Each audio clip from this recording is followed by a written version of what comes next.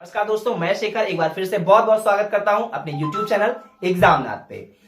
जो last class मेरी थी वो प्रेजेंट इंडेफिनिट टेंस से रिलेटेड थी। आज मैं आपको प्रेजेंट कंटीन्यूअस टेंस, बिल्कुल कौन सा tense, present continuous tense clear करवाऊंगा। और प्रेजेंट कंटीन्यूअस टेंस बीच में कुछ तबीयत की प्रॉब्लम के कारण आपको जो कंटिन्यू मैं वीडियो दे पा रहा था वो मैं नहीं दे पाया। इसके लिए एक बार मैं पुनः क्षमा प्रार्थी हूं। तो चलिए, अब तबीयत बिल्कुल काफी कुछ सुधर चुकी है और मैं एक बार फिर से आप लोगों के समझ उपस्थित हूं और आज प्रेजेंट कंटीन्यूअस टेंस क्लियर करवाने वाला हूं। तो प्रेजेंट कंटीन्यूअस टेंस, इससे पहले भी मैंने बताया था कि सबसे पहले किसी भी चीज को जब सीखते हैं हम तो क्या सीखते हैं, सबसे पहले उसकी पहचान क्या होती है। क्या होती है पहचान, उसकी क्या होती है।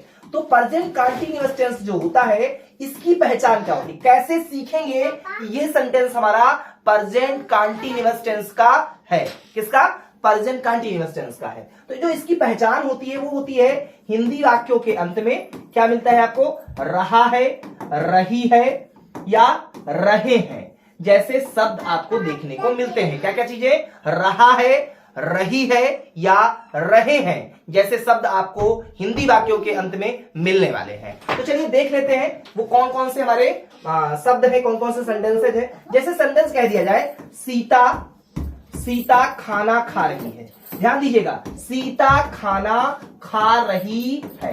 तो अब यहां पे लास्ट में आपको क्या मिल रहा है, आपको मिल रहा है रही है। तो जैसे ही रही है आपको मिला, आप क्या कह सकते हैं, बिल्कुल आप कह सकते हैं कि ये सेंटेंस आपका प्रेजेंट कंटीन्यूअस टेंस से रिलेटेड है। क्यों, क्योंकि हम जानते हैं कि अगर हिंदी वाक्यों के अंत में रहा है, रही है या रहे हैं जैसे शब्द आपको हिंदी वाक्यों के अंत में देखने को मिले तो आप निसंदेह क्या कह सकते हैं, आप कह सकते हैं कि ये सेंटेंस आपका प्रेजेंट कंटीन्यूअस टेंस से संबंधित है। तो अब इसका कोई स्ट्रक्चर होगा, बिल्कुल दोस्तों इसका स्ट्रक्चर होगा, इसका एक फार्मूला होगा। उसी फार्मूले को हम यूज करते हुए हर एक प्रकार के सेंटेंसेस को ट्रांसलेट करते हैं, वो हिंदी से इंग्लिश में करते हैं। चलिए, तो यहां पे जो हम स्ट्रक्चर है वो देख लेते हैं। हमारा स्ट्रक्चर यहां पे होने वाला है, सबसे पहले आप क्या लिखेंगे, तो आप सबसे पहले लिखते हैं सब्जेक्ट। क्या लिखते हैं, सब्जेक्ट। बिल्कुल सबसे पहले आपको सब्जेक्ट लिखना होता है। मैंने आपको बताया था सब्जेक्ट क्या होता है, सब्जेक्ट मतलब कर्ता।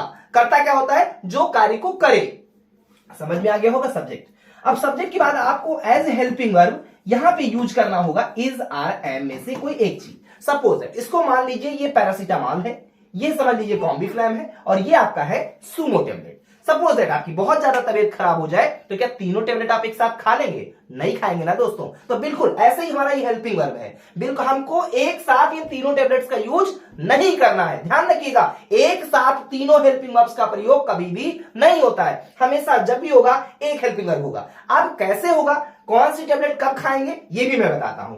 देखिए, अगर आपका जो सब्जेक्ट है अगर एक वचन है, मतलब अगर सिंगुलर सब्जेक्ट है तो आप इज हेल्पिंग वर्ब का प्रयोग करेंगे। ही, सी, इट, दिस, दैट या कोई भी नाम हो, जैसे रोहन, मोहन, सोहन, रीता, सीता, गीता, XYZ कोई भी नाम होता है तो आप वहां पे एज हेल्पिंग वर्ब किसका प्रयोग करते हैं, आप इज का प्रयोग करते हैं। आर का प्रयोग कहां करेंगे, तो आर का प्रयोग वहां पे होता है दोस्तों जो है जब हमारा सब्जेक्ट प्लूरल हो। क्या हो, प्लूरल सब्जेक्ट हो। और एम का प्रयोग कब करेंगे, जब हमारा सब्जेक्ट के तौर पे क्या आया हो, आई आया हो। अगर सब्जेक्ट के तौर पे आई आया है तो हम एम हेल्पिंग वर्ब का प्रयोग करते हैं। क्लियर हो गया होगा। तो सबसे पहले सब्जेक्ट हो गया, फिर इज, आर, एम हो गया, फिर हम कौन सा वर्ब लिखते हैं, तो ध्यान रखिएगा वर्ब का यहां पे आईएनजी फॉर्म लगता है। कौन सा फॉर्म लगता है, आईएनजी फॉर्म, जिसको दोस्तों हम प्रेजेंट पार्टिसिपल फॉर्म के नाम से भी जानते हैं। किस नाम से जानते हैं, यहां पे मैं ऊपर मेंशन किए दे रहा हूं, उसको हम प्रेजेंट पार्टिसिपल फॉर्म के नाम से भी जानते हैं। मतलब वर्ब के आईएनजी फॉर्म को हम प्रेजेंट पार्टिसिपल फॉर्म के नाम से भी जानते हैं। तो आपको यहां पे वर्ब का आईएनजी फॉर्म यूज करना है। And after that we use object. क्या करते हैं लास्ट में, ऑब्जेक्ट। तो ये मेरा स्ट्रक्चर यहां पे बनके तैयार हो गया। एट फर्स्ट हम क्या लिखेंगे, सबसे पहले सब्जेक्ट आपको लिखना है, फिर इज, आर, एम में से किसी एक चीज का प्रयोग होगा, फिर आपका होगा वर्ब का एनजी फॉर्म और आफ्टर दैट ऑब्जेक्ट। बस अगर ये आपको पता है, ये अगर आपको पता है तो समझ लीजिए आपको सब कुछ पता है, आप आसानी से अंग्रेजी बोल पाएंगे। देखिए, जिस दिन मैं ये 12 के 12 टेंस आपको पढ़ा करके फिनिश करूंगा, आप खुद से देखेंगे, खुद से आप देखेंगे और ये एग्जामनाथ चैनल का दावा है कि आप क्या करेंगे, आप बहुत अच्छे से अंग्रेजी कम से कम ये तो नहीं कहता हूं कि 100% आप फर्स्ट डे सीख जाएंगे, बट शुरुआत हो चुकी होगी, आपको काफी इजी गोइंग लगेगा। तो वीडियो को स्किप ना कीजिएगा। अब देखते हैं इसको हम कैसे क्रिएट करेंगे, कैसे बनाएंगे। तो सबसे पहले हमको लिखना है सब्जेक्ट। यहां पे सब्जेक्ट क्या है? खाना खा रही है। कौन सा काम हो रहा है? खाने का काम हो रहा है। और खाने का काम कौन कर? खा रही है। कौन खा रहा है? सीता खा रही। तो सीता क्या हो जाएगा हमारा? सीता हमारा हो गया सब्जेक्ट। सीता क्या हो गया? सब्जेक्ट हो गया। अब सब्जेक्ट के साथ इज लगे कि आर लगे कि एम लगेगा? तो सीता के साथ लगेगा इज, क्योंकि मैंने आपको बताया था कि जो हेल्पिंग वर्ब होता है वो अकॉर्डिंग टू सब्जेक्ट लगता है। किसके लगता है? According to subject. और अकॉर्डिंग टू सब्जेक्ट यहाँ पे सीता क्या है? सिंगुलर है, इसलिए हेल्पिंग वर्ब आपका क्या लगेगा? इज लगेगा। अब उसके बाद वर्ब का आईएनजी फॉर्म। वर्ब क्या है यहाँ पे? खाना। और खा रही की अंग्रेजी क्या होगी? ईट होती है, EAT। और इसमें कौन सा फॉर्म हमको यूज करना होगा? ING form. तो क्या हो गया? ईटिंग हो गया। तो सीता इज ईटिंग। अब क्या खा रही है वो? तो जो कुछ भी खा रही है दैट इज द फूड, और वो मेरा ऑब्जेक्ट पार्ट है।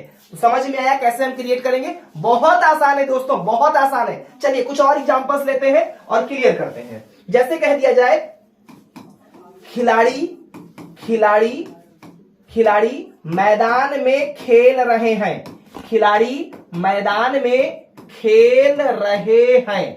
अब देखिए खिलाड़ी मैदान में खेल रहे हैं मतलब एक यहां पर नहीं खिलाड़ी है, कई खिलाड़ियों की बातचीत हो रही है, तभी यहां पे लिखा गया खिलाड़ी मैदान में खेल रहे हैं, मतलब बहुत सारे खिलाड़ी हैं। तो सबसे पहले हम किसकी अंग्रेजी लिखेंगे? सबसे पहले सब्जेक्ट। अब यहां पे सब्जेक्ट क्या है हमारा? तो सब्जेक्ट है प्लेयर्स। क्या हो जाएगा? प्लेयर्स। प्लेयर्स क्यों लिखा? क्योंकि यहां पर एक खिलाड़ी नहीं है, बहुत सारे खिलाड़ियों की बातचीत हो रही है, तो प्लेयर्स हो गया। उसके बाद हेल्पिंग वर्ब क्या होगा? हेल्पिंग वर्ब आर होगा। क्यों आर होगा? क्योंकि यहां पे जो सब्जेक्ट आपका है ये क्या है? सब्जेक्ट आपका प्लूरल है, और जब प्लूरल है तो क्या होगा? प्लूरल हेल्पिंग वर्ब साथ में लेगा। अब उसके बाद वर्ब का आईएनजी फॉर्म। वर्ब क्या है यहाँ पे? खेलना। और खेलने की अंग्रेजी क्या होती है? प्ले होती है, और उसमें हम क्या करेंगे? आईएनजी जोड़ देंगे, तो क्या हो जाएगा? प्लेइंग। तो प्लेयर्स आर प्लेइंग। अब ऑब्जेक्ट क्या है? जो कुछ भी बचा आपका। तो देखिए खिलाड़ी की अंग्रेजी लिख चुके, खेल रहे हैं की अंग्रेजी हो गया, बचा क्या? मैदान में। मैदान में की अंग्रेजी क्या हो जाएगी? In the field. तो देखिए कितना आसान है, अगर आपको स्ट्रक्चर पता है तो कितना आसान है। बहुत इजी गोइंग होता है किसी भी सेंटेंस को अंग्रेजी में ट्रांसलेट कर देना, हिंदी से अंग्रेजी में बहुत आसान है। कुछ और एग्जांपल्स लेते हैं। जैसे एक सेंटेंस हमारे पास है, हम पतंग उड़ा रहे हैं। हम पतंग उड़ा रहे हैं। अब देखिए हम पतंग उड़ा रहे हैं, हम क्या है? हम मतलब वी, और वी हमारा एक वचन है कि बहुवचन है? सिंगुलर है और प्लूरल है? तो ये आपका प्लूरल सब्जेक्ट है। कैसा है? प्लूरल सब्जेक्ट है। तो जब प्लूरल सब्जेक्ट होगा तो क्या होगा? क्या होगा बताइए फटाफट, कमेंट बॉक्स में जरूर उत्तर दिया करिए। क्या होगा? प्लूरल सब्जेक्ट है, इसका मतलब प्लूरल हेल्पिंग वर्ब लेगा। अब प्लूरल हेल्पिंग वर्ब होगा तो क्या होगा? आर होगा। क्या होगा? आर होगा। तो वी आर। अब उसके बाद क्या होगा? वर्ब। वर्ब क्या है यहाँ पे? उड़ाना। उड़ाने की अंग्रेजी क्या होती है? फ्लाइंग। क्या हो जाएगा? फ्लाइंग। We are flying. क्या चीज उड़ाया जा रहा है? पतंग, मतलब kite. We are flying kite. We are flying kite. देखिए कितना आसान है, बहुत आसान है। बस थोड़ा सा आपको स्ट्रक्चर पे ध्यान देना है। आपको स्ट्रक्चर पे थोड़ा सा विशेष ध्यान देने की जरूरत होती है, और स्ट्रक्चर आपको बार बार रटने की जरूरत नहीं है। आप माइंड में एक बार क्या करिए? सेट करिए। सबसे पहले सब्जेक्ट, फिर हेल्पिंग वर्ब, फिर वर्ब, फिर ऑब्जेक्ट। कौन सा वर्ब का फॉर्म होगा ये आपको थोड़ा सा माइंड में रखना होगा। उसकी भी ट्रिक मैं आपको बताऊंगा, बिल्कुल बताऊंगा। देखिए जहां पर भी रहा शब्द आ जाए, अब चाहे रहा है आए, चाहे रहा था आए, चाहे रहा होगा आए, हमेशा आप किस फॉर्म का प्रयोग किया करेंगे? आईएनजी। देखिए कितनी अच्छी ट्रिक है, मैं बता रहा हूं। बहुत सारे लड़कों की जानते हैं मन में क्या कंफ्यूजन होती है दोस्तों? सबसे बड़ी कंफ्यूजन यही होती है, सबसे बड़ी कंफ्यूजन होती है यही कि हम वर्ब के फॉर्म को कैसे लगाएं, किस फॉर्म को लगाएं। तो उसमें प्रॉब्लम्स आ जाती हैं, वो मैं प्रॉब्लम्स आज सॉल्व किए दे रहा हूं। देखिए रहा, अगर रहा शब्द आ जाए, रहा शब्द, तो आपका कौन सा फॉर्म यूज होगा? आपका आईएनजी फॉर्म यूज होगा। देखिए रहा कितने बार आ सकता है? टोटल हमने आपको बता दिए 12 है। ध्यान दीजिएगा, बहुत अच्छा आपको ट्रिक बताने वाला हूं। टोटल कितने हैं? 12 टेंस आप सीखेंगे। प्रेजेंट के 4, पास्ट के 4, फ्यूचर के 4। अब जो प्रेजेंट के 4 है, मतलब present indefinite, present continuous, present perfect और प्रेजेंट परफेक्ट कंटीन्यूअस, ऐसे आपके पास्ट के 4 होंगे और ऐसे फ्यूचर के 4 होंगे। तो जो 12 है टोटल, 12 का मैं एक ऐसी ट्रिक बताऊंगा जो बहुत आसान है, आपको लगेगा कि वाह मजा आ गया। चलिए देखते हैं। अगर शब्द रहा आ जाए, देखिए कितने में रहा आएगा, रहा है, ये प्रेजेंट कंटीन्यूअस में आएगा, ध्यान रखिएगा किस में आएगा, प्रेजेंट कंटीन्यूअस। देखिए कॉमन शब्द आपको रहा मिला, ठीक है। अगर रहा था आ जाए तो हम जान जाएंगे कि ये पास्ट कंटीन्यूअस का है, ठीक है। इतनी बात समझ में आ गई, क्या आ गई, बिल्कुल रहा था। इसमें भी कॉमन आपको क्या मिला, रहा मिला। रहा होगा आ जाए, क्या जाए, ये किसका होगा, ये होगा आपका फ्यूचर कंटीन्यूअस का। इसमें भी आपको कॉमन क्या मिल रहा है, मिल रहा है आपको रहा शब्द।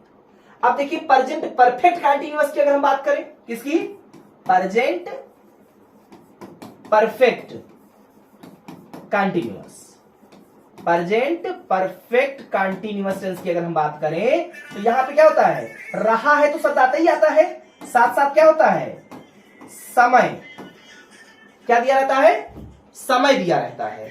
और जब समय दिया रहेगा तो आप जान जाते हैं कि ये किसका है, प्रेजेंट परफेक्ट कंटीन्यूअस का हो गया ये। अगर रहा था आया और समय दिया है तो वो पास्ट परफेक्ट कंटीन्यूअस हो जाएगा। रहा होगा प्लस समय दिया है, फ्यूचर परफेक्ट कंटीन्यूअस हो जाएगा। तो टोटल आप देख रहे हैं कि रहा शब्द इसमें सब में आ रहा है। और जब रहा शब्द आ जाए तो कौन सा फॉर्म होगा, आंख बंद करिए, लगा दीजिए टिक, क्या एनजी फॉर्म होगा, बिल्कुल एनजी फॉर्म होगा। तो आप 12 में से हमने 6 के तो नियम बता दिए। देखिए present continuous, past continuous, future continuous, और फिर present perfect continuous, past perfect continuous, future perfect continuous. इसके तो आपको समझ में आ गया। अब मैं जो देखिए टोटल 12 थे, 12 में से 6 की प्रॉब्लम्स मैंने सॉल्व कर दिया, क्योंकि 6 में आपके आईएनजी फॉर्म लगेंगे। किसमें, 6 में आईएनजी फॉर्म ही लगते हैं टोटल 12 में से। अब बच्चे 12 में से 6 आपने निकाल दिया, 6 का भी नियम बताने वाला हूं।